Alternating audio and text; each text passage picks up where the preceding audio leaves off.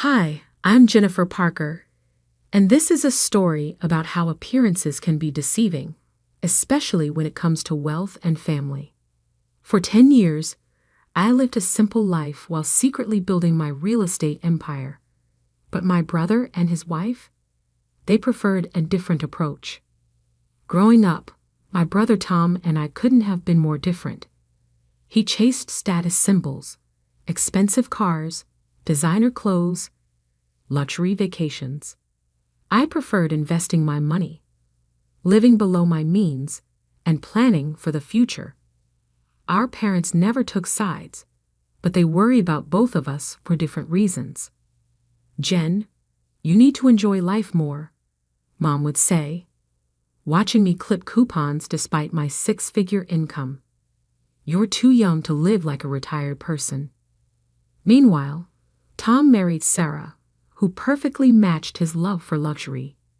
Their wedding cost more than most people's houses, complete with ice sculptures and a celebrity performer. I wore a simple dress and contributed what I could to their registry. Sarah's reaction: a barely concealed sneer. "Oh, how practical," she said, holding up the high-end coffee maker I'd given them. "We were hoping for the limited edition gold-plated version, but I suppose this will do." That set the tone for our relationship. While they bought new cars every 2 years and vacationed in exotic locations, I drove my reliable 10-year-old Toyota and invested in properties. Every family gathering became a showcase for their latest purchases and a chance to mock my cheap lifestyle. But what they didn't know was that while they were spending, I was building. Each property I purchased was carefully selected, renovated, and rented out. By the time I turned 35, my real estate portfolio was worth over $20 million. Not that anyone in my family knew. I kept that information strictly private. Then came last month's family dinner, the night everything changed. Tom and Sarah arrived late, as usual, making a grand entrance. "Sorry we're late," Sarah announced, waving her new designer handbag.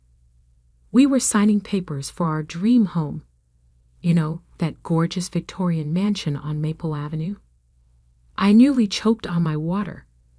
I knew exactly which house they meant, because I owned it. "It's perfect," Tom added, grinning. 5 bedrooms, pool, garden.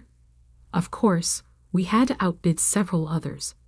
But what's money for if not to get what you want? Mom and Dad beamed with pride. "That's wonderful, son. When do you move in?" "Next month," Sarah said, then turned to me with her trademark smirk. Of course, some people could never understand investing in quality real estate. Right, Jennifer? Still living in that tiny apartment?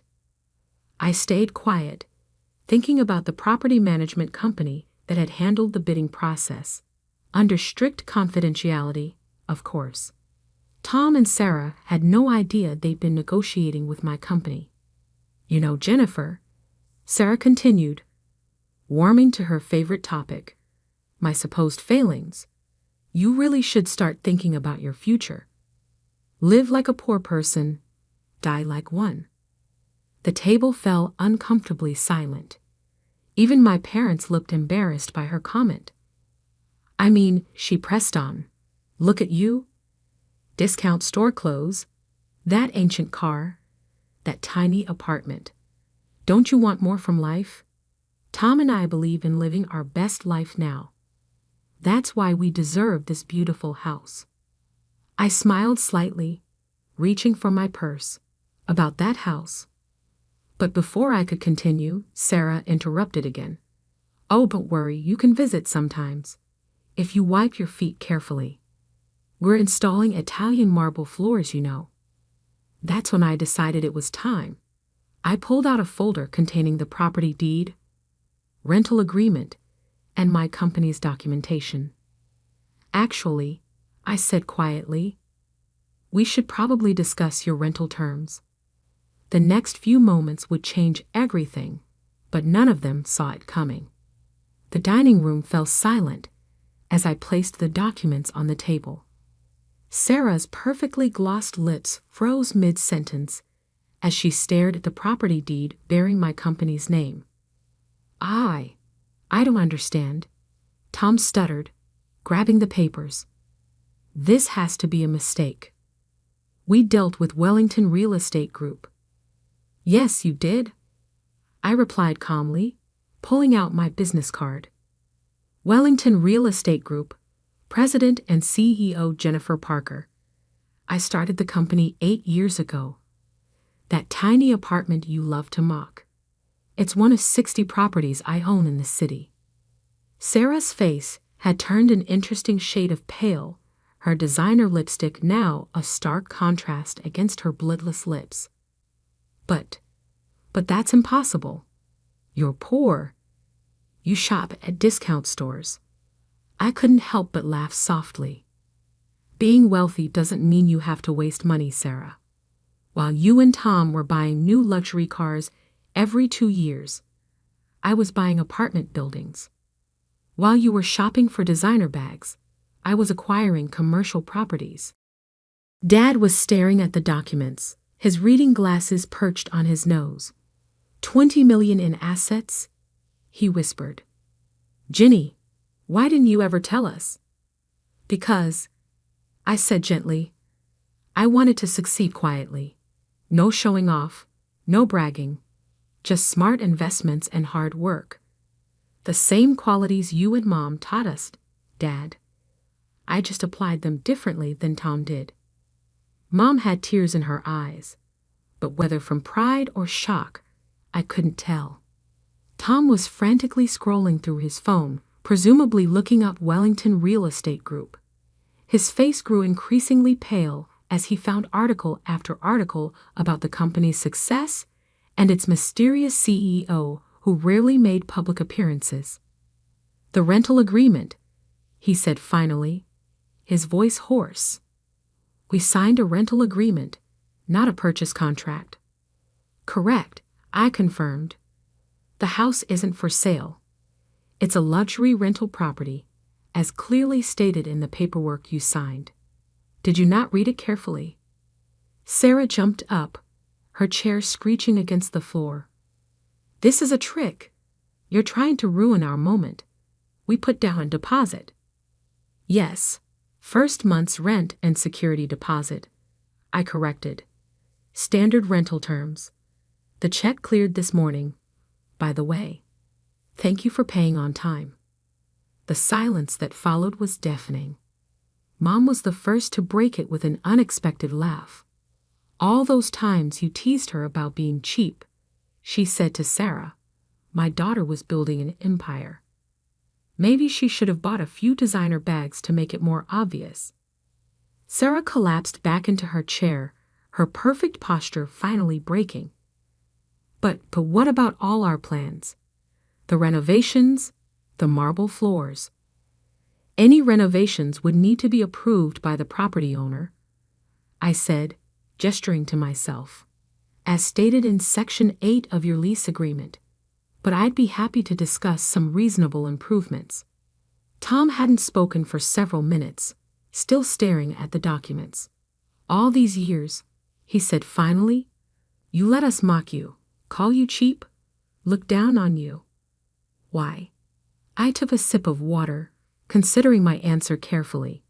Because I learned something valuable early on, Tom. True wealth isn't about showing off. It's about security, freedom, and making smart choices.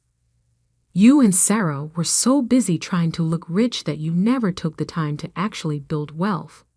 So what now? Sarah asked, her voice small. Are you going to evict us? Get your revenge? I shook my head. No, Sarah. Unlike you, I don't believe in humiliating family members. You signed a fair lease. And as long as you follow its terms, you're welcome to stay. The house is beautiful, and I hope you'll be happy there. But I added, pulling out one more document, I did bring your requested changes to the lease. The ones demanding gold-plated fixtures and imported marble floors. I'm afraid those will have to be denied. However, I've approved some reasonable upgrades to the kitchen appliances. The rest of dinner was awkwardly quiet. Sarah barely touched her food, her earlier bravado completely deflated. Tom kept glancing at me like he'd never seen me before.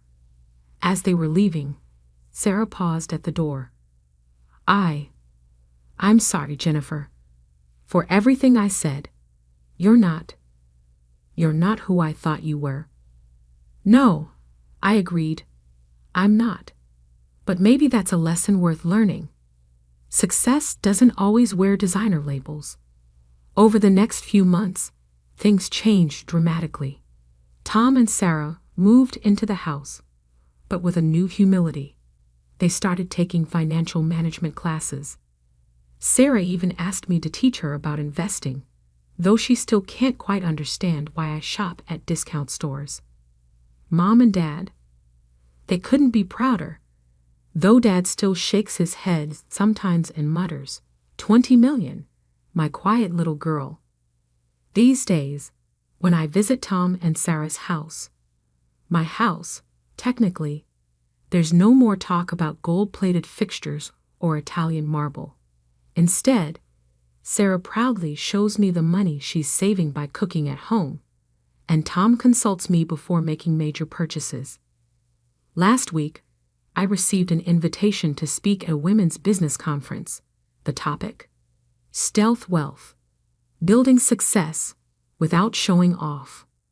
I accepted, already planning to use Sarah's designer handbag collection as an object lesson in depreciated assets. As I write this from my tiny apartment overlooking my growing real estate empire, I'm reminded of something my first investment mentor told me. If you have to tell people you're successful, you probably aren't. She was right. Sometimes the best revenge isn't about getting even. It's about revealing that you've already won, quietly and completely, while others were too busy showing off to notice. And those Italian marble floors Sarah wanted, well, let's just say the existing hardwood has a lot more character and better resale value.